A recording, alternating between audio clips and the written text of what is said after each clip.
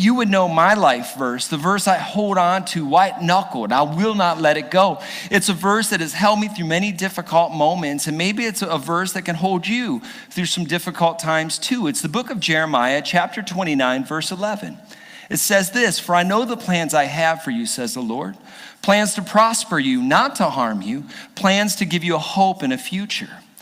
Notice I didn't have to peek to see it. I know it because it's hidden in my heart.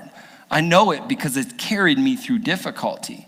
It's a message that says God can use me in spite of me, that he has a purpose for my life, that his purpose is not to harm me, but to prosper me, to do good things through my life. That's his call for me, and that's his call for you. But that's not the only verse that talks about purpose. In fact, if I were to go, and this I know for some of you is your life verse, Proverbs chapter 3.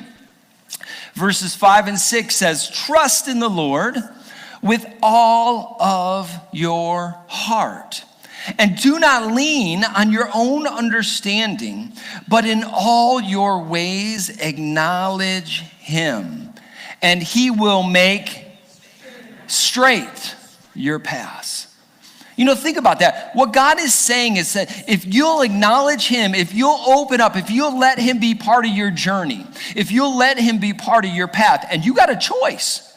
You got a choice whether you're going to let him in or not. I always say God's a gentleman. He's not going to kick open the door of your heart, right? I just did that for my video guy because he's going to do something crazy with that later. I promise you that's going to happen. But he's not just going to kick open your life, right? He's just sitting there, knock, knock, knock, knock, knock. And he's waiting. What's he waiting for? He's waiting for that moment where you'll open that door and you'll say, "Yes, God, I want to live life with you. I want to invite you into every part of my life. Yeah, the great parts, the parts I do really good, but also the areas where I'm not doing so hot. Those areas where I keep failing. I want to invite you into those areas too."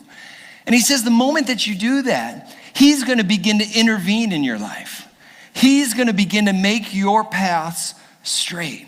In other words, he's going to take an interest in your journey, in your trail, in your path, and he's going to begin to arrange it and move it and make it the way that it is.